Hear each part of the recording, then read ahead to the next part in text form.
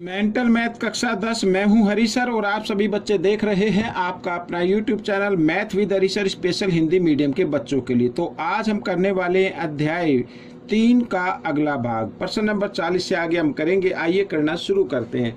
तो ये रहा प्रश्न नंबर 40। क्या कहता है देखिए, प्रश्न नंबर 40 कहता है दो संपूरक कोणों में से बड़ा कोण छोटे कोण से 18 अधिक है। ठीक है, संपूरक कोण का मतलब होता है बच्चों कि किन्हीं दो कोणों का योग 180 डिग्री है। किन्हीं दो कोणों का योग 180 डिग्री है। ठीक है, माना यह क्या लिखा, बड़ा कोण छोटे कोण से 18 अधिक है। तो बड़े कोण का मान दिया हुआ है कि वो 18 दे, किससे, छोटे से। छोटे का तो नहीं पता, x मान लेते हैं। माना संपूरक कोणों में छोटा कोण बराबर x, संपूरक कोणों में बड़ा कोण x जमा 18। ठीक है, ये हो गया। अगर यहां पर प्रश्नानुसार अगर मैं छोटा कोण जमा बड़ा कोण इन दोनों को जमा कर दूं तो किसके बराबर आना चाहिए? 180 के बराबर आना चाहिए। ठीक है, 1x और 1x 2x। मैंने बताया था ना, किन्हीं दो कोणों का योग कितना होता है? 180। तो उन्हें ही संपूरक कोण बोलते हैं। तो 2x बराबर 180 जमा 18 को ले आओ आप दाईं तरफ बराबर के निशान से इधर, तो ये हो जाएगा घटा में। ठीक है, घटा देते हैं। 2x बराबर, तो 10 में से 8 घटाएंगे 2, यहाँ पे रह गया 7 में से गया 6, 162 डिग्री आ गया। अब x का मान निकाल लो।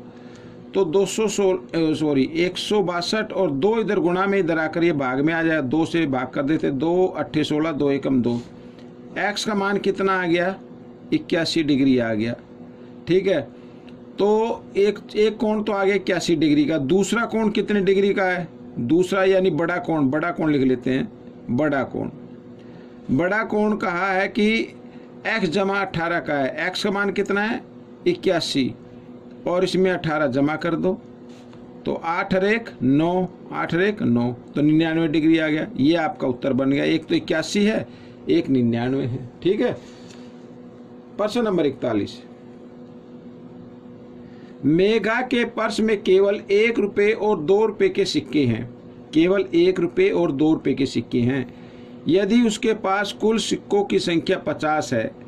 ठीक है, कुल सिक्कों की संख्या कितनी है? 50 है। और उसके पास कुल धनराशि 75 रुपये है। तो उसके पर्स में 1 रुपये और 2 रुपये के सिक्कों की संख्या बतानी है। बहुत ही आसान है। तो यहाँ पर 1 रुपये के सिक्के मान लेते हैं x, और 2 रुपये के सिक्के मान लो y। ठीक है, माना 1 रुपये के सिक्कों की संख्या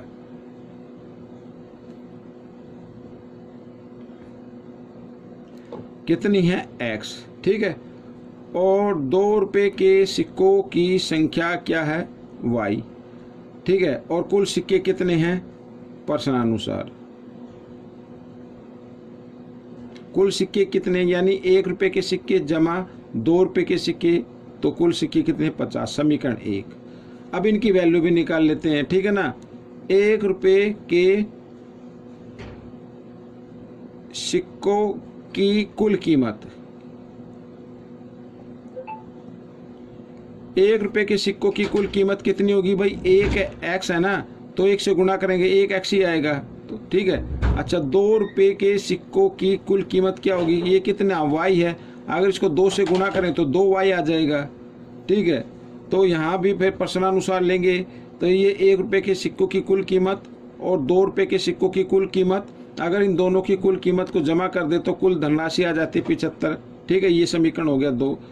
तो अब समीकरण 1 व 2 से हम लेंगे इसको बच्चों। समीकरण 1 को ऊपर लिख लेते हैं और समीकरण 2 को नीचे लिख लेते हैं, और निशान बदल के इसको काट देते हैं। ठीक है, ये घटा, ये भी घटा, ये भी घटा, तो ये कट गया। घटा जमा घटा, तो 2y में से एक y घटाएंगे तो घटा y आ जाएगा, क्योंकि बड़े नंबर के सामने अब घटा का आ गया। ठीक है, इसी प्रकार इधर 75 में से 50 घटाएंगे तो 25 आएगा, और बड़े नंबर के सामने घटा इसलिए घटा का आ जाएगा। तो y बराबर कितना आ गया? 25 आ गया। अब y के मान को समीकरण 1 में रख दो या समीकरण 2 में रख दो, ठीक है। आइए लिख लेते हैं, y का मान समीकरण 1 में रखने पर, समीकरण 1 में रखने पर ये रहा 1, तो x यूं का यूं आएगा, जमा y की जगह 25 और बराबर 50, ठीक है। तो x बराबर 50, ये 25 को ले आओ इधर दाईं तरफ, घटा का हो जाएगा, तो x बराबर भी 25 आ गया। तो y का भी मान 25, x का भी मान 25। इसका मतलब है 1 रुपये के सिक्कों की संख्या भी 25 होगी, ठीक है। यहाँ पर लिख देता हूँ, 1 रुपये के सिक्कों की संख्या कितनी है? 25। और 2 रुपये के सिक्कों की संख्या भी 25 आ गई।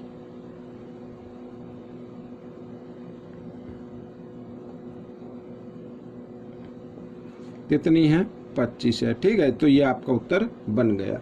प्रश्न नंबर 42 क्या कहता है, ये रहा आपके सामने, ठीक है। ये भी ऐसे ही करना है। मीना 2000 रुपये निकालने के लिए बैंक गई, उसने कैशियर से 50 रुपये और 100 रुपये के नोट देने को कहा, ठीक है। उसने कहा कि 2000 रुपये चाहिए, लेकिन उसने 50 रुपये और 100 रुपये के ही देना, उसे कुल 25 नोट मिलते हैं। तो बताइए 50 और 100 रुपये की कितने नोट मिले, ठीक है। तो यहाँ पर संख्या तो लिखी हुई नहीं है, तो लिख लेते हैं, माना 50 रुपये के नोटों की संख्या, पहले संख्या निकाल लो, बाद में वैल्यू निकाल लेना, कीमत निकाल लेना। ये हो गई x, और 100 रुपये के नोटों की संख्या ये हो गई y, ठीक है। कुल नोट कितने हैं, यानी अगर हम इनको जमा कर दे, 50 रुपये के नोट जमा 100 रुपये के नोट को जमा कर दे तो कितने हैं? 25, ठीक है। ये पहला समीकरण बन गया। अब कीमत निकाल लेते हैं, 50 रुपये के नोटों की कुल कीमत, भाई 50 रुपये के नोट कितने? x है, ठीक है। तो इसको हम 50 से गुणा कर दें तो 50x आ जाएगा, ठीक है। ये कीमत हो गई, ये रुपये हो गए। और 100 रुपये के नोटों की कुल कीमत कितनी होगी? भाई y थी ना, तो इसको 100 से गुणा कर दिया तो 100y हो गई, ठीक है। अच्छा, कुल कीमत यहाँ पर यदि 50x और जमा 100y, इनकी कुल कीमत को जमा कर दे तो ये बनती है 2000 के बराबर, ठीक है। 2000 रुपये ही तो निकाले थे।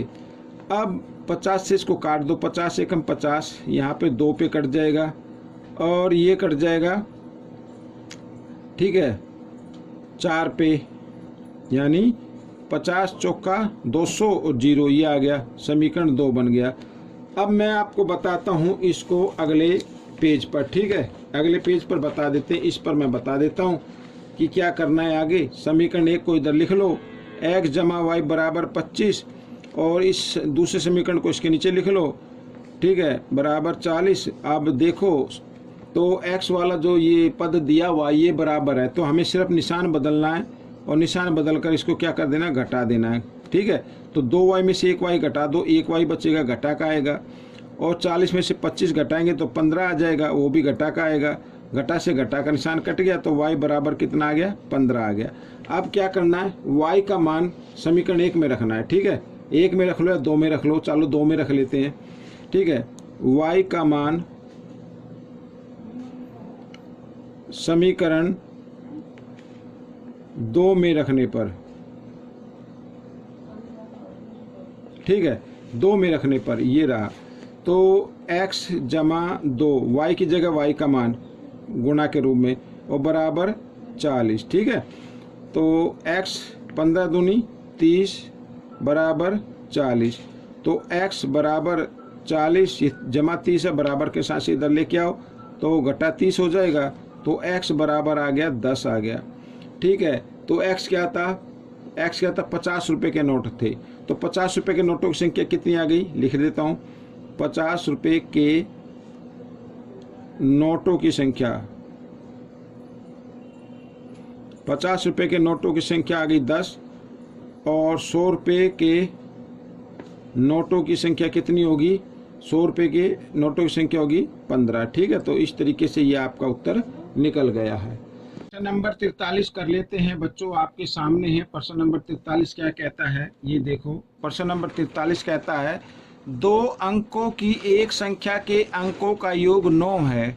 यदि संख्या में 27 जोड़ दिया जाए तो संख्या के अंकों का स्थान बदल जाता है। ठीक है, संख्या के अंकों का स्थान बदल जाता है। तो संख्या के अंकों का योग क्या है, 9। जैसे मान लीजिए मैं यहाँ पर लिखता हूँ, ये 72 लिखता हूँ, ये इकाई का अंक हो गया, ये दाई का अंक हो गया। अगर हम इनको जमा करते हैं 7 और 2 9, तो इस तरीके से लिखी हुई है कोई संख्या। ठीक है, उसके अंकों का योग कितना आता है, 9 आता है। तो इसमें एक इकाई का अंक है, एक दाई का अंक है। तो हम मान लेते हैं माना इकाई अंक, यहाँ पर लिख लेते हैं माना इकाई अंक। ठीक है, माना इकाई अंक x और दाई अंक कितना है, y है। ठीक है, तो प्रश्नानुसार क्या कहता है, मैं यहाँ पर लिख देता हूँ। प्रश्नानुसार कहता है कि दाई का अंक जमा इकाई का अंक, इन दोनों को जमा कर दे तो कितना आता है, 9 आता है। ये समीकरण 1 हो गया आपका। अच्छा, दूसरी शर्त के अनुसार, दूसरी कंडीशन क्या कहती है, या दूसरी शर्त के अनुसार, ठीक है, अनुसार, तो इकाई अंक क्या होगा, इकाई अंक हम वही मान लेते हैं अभी। इकाई अंक जो है आपका ये क्या है, x है। ठीक है, दाई अंक क्या है, y है। तो आपको क्या करना है, अब आपको संख्या बनानी है। क्या बनानी है, संख्या बनानी है।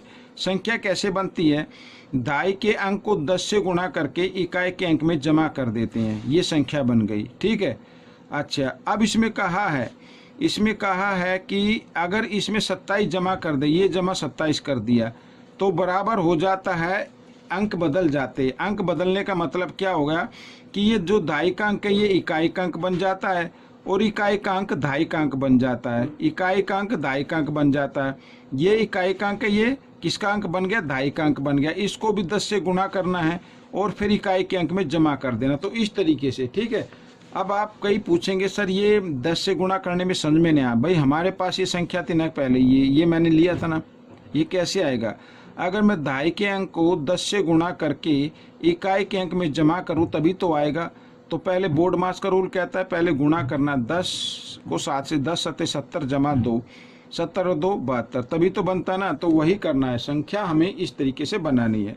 अब बच्चों आइए, 10y जमा x, और ये 10x है, इधर आकर ये घटा 10x हो गया और ये घटा y हो गया, और बराबर इस 27 को ले आओ दाईं तरफ, ये घटा 27 हो जाएगा। ठीक है, आइए घटा लेते हैं। 10y में से 1y गया तो 9y बचेंगे बच्चों, और 10x में से 1x घटाएंगे तो 9x बचेंगे, लेकिन बड़े नंबर के सामने घटा इसलिए घटा 9x बचेगा, और इधर ही तो है घटा 27। ठीक है, अब 9 से ये क्या हो रहे हैं, ये भाग कर दीजिए तीनों को, तो 9 एकम 9, इधर भी 9 एकम 9, और इधर 9 तिया 27। ये समीकरण 2 बन गया आपका। अब समीकरण 1 व 2 से हम करेंगे। ठीक है, यहाँ पर समीकरण 1 लिख लेता हूँ मैं, ये बराबर 9, और इसके नीचे समीकरण 2 लिख लेते हैं। ठीक है, इस तरीके से, और ये आ गया घटा 3।